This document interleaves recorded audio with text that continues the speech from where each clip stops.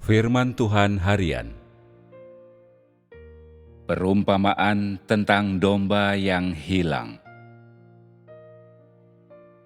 Matius 18 ayat 12 sampai 14. Bagaimana menurutmu? Jika seseorang memiliki 100 ekor domba dan salah satunya hilang, tidakkah ia akan meninggalkan yang 99 dan pergi ke gunung, lalu mencari satu ekor yang tersesat itu? Dan jika ia sudah berhasil menemukannya, aku berkata kepadamu, ia akan lebih bersukacita karena domba itu daripada 99 yang tidak sesat. Bukankah demikian juga dengan Bapamu yang di surga yang tidak menghendaki satupun dari anak kecil ini binasa? Perikop ini adalah perumpamaan. Perasaan seperti apa yang ditimbulkannya atas orang-orang, cara pengungkapan, dengan perumpamaan yang digunakan di sini merupakan kiasan dalam bahasa manusia. Itu merupakan sesuatu yang masih berada dalam lingkup pengetahuan manusia. Jika Tuhan mengatakan hal serupa pada zaman hukum Taurat, orang-orang akan merasa bahwa perkataan ini tidak benar-benar konsisten dengan siapa Tuhan itu. Tetapi ketika Anak Manusia menyampaikan perikop ini pada zaman kasih karunia, itu terasa menghibur, hangat, dan akrab bagi orang-orang. Saat Tuhan menjadi daging, saat Ia menampakkan diri dalam wujud manusia, Ia menggunakan perumpamaan yang sangat sesuai untuk mengungkapkan suara hatinya dalam wujud manusia. Suara ini merepresentasikan suara Tuhan sendiri dan pekerjaan yang ingin Ia lakukan pada zaman itu. Suara ini juga merepresentasikan sikap Tuhan terhadap orang-orang pada zaman kasih karunia. Melihat dari sudut pandang sikap Tuhan terhadap orang-orang, Ia mengandaikan setiap orang sebagai domba. Jika ada seekor domba yang tersesat, Ia akan melakukan apapun demi menemukan domba tersebut. Perkataan ini merepresentasikan prinsip pekerjaan Tuhan di tengah umat manusia kali ini dalam daging. Tuhan menggunakan perumpamaan ini untuk menggambarkan tekad dan sikapnya dalam pekerjaan itu. Inilah keuntungan Tuhan menjadi daging. Ia dapat memanfaatkan pengetahuan manusia dan menggunakan bahasa manusia untuk berbicara kepada orang-orang demi mengungkapkan kehendak-Nya. Ia menjelaskan atau menerjemahkan bagi manusia bahasa ilahinya yang dalam dan sukar dipahami orang-orang ke dalam bahasa manusia melalui cara yang manusiawi. Ini membantu orang-orang memahami kehendak-Nya dan mengetahui apa yang ingin Ia lakukan. Ia juga bisa bercakap-cakap dengan orang-orang dari sudut pandang manusia, menggunakan bahasa manusia, dan berkomunikasi dengan orang-orang dengan cara yang mereka pahami. Ia bahkan dapat berbicara dan bekerja dengan menggunakan bahasa dan pengetahuan manusia supaya orang-orang dapat merasakan kebaikan dan kedekatan Tuhan, supaya mereka dapat memahami isi hatinya. Apa yang engkau semua lihat dalam hal ini? Bahwa tidak ada ketidakleluasaan dalam perkataan dan tindakan Tuhan? Dari sudut pandang orang-orang, tidak mungkin Tuhan bisa menggunakan pengetahuan, bahasa, ataupun cara bicara manusia untuk membahas apa yang ingin Tuhan sendiri sampaikan, pekerjaan yang ingin Ia lakukan, atau mengungkapkan kehendak-Nya sendiri. Ini adalah pemikiran yang keliru. Tuhan menggunakan perumpamaan seperti ini agar orang-orang bisa merasakan kenyataan dan ketulusan Tuhan dan melihat bagaimana sikapnya terhadap orang-orang pada masa itu.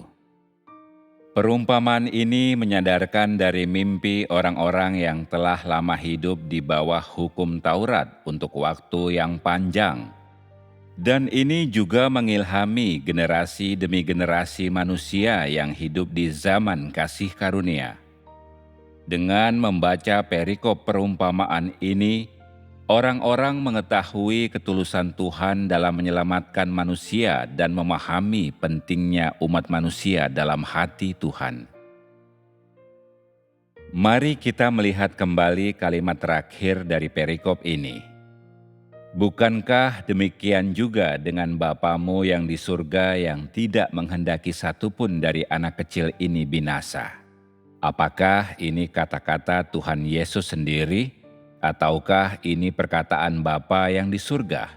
Selintas, terdengar seperti Tuhan Yesus sendiri yang sedang berbicara, tetapi kehendaknya merepresentasikan kehendak Tuhan itu sendiri. Karenanya ia berkata, "Bukankah demikian juga dengan Bapamu yang di surga yang tidak menghendaki satupun dari anak kecil ini binasa?" Orang-orang pada masa itu hanya mengakui Bapa yang di surga sebagai Tuhan, sedangkan orang ini yang sedang berada di hadapan mata mereka hanyalah utusan yang dikirim olehnya, dan ia tidak dapat merepresentasikan Bapa yang di surga. Itulah sebabnya Tuhan Yesus harus mengatakan juga kalimat itu, sehingga mereka dapat benar-benar merasakan kehendak Tuhan bagi manusia dan merasakan autentisitas dan keakuratan hal-hal yang ia katakan.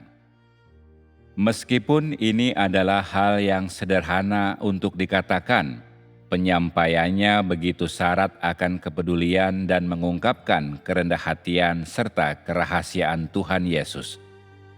Tidak peduli apakah Tuhan menjadi daging atau apakah ia bekerja dalam alam roh, ia yang paling mengenal hati manusia dan paling mengerti apa yang mereka butuhkan, apa yang mereka khawatirkan, apa yang paling membingungkan mereka.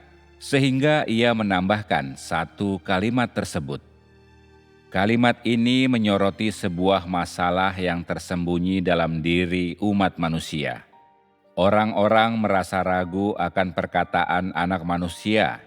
Dengan kata lain, saat Tuhan Yesus berbicara, ia mesti menambahkan, "Bukankah demikian juga dengan Bapamu yang di surga yang tidak menghendaki satupun dari anak kecil ini binasa?"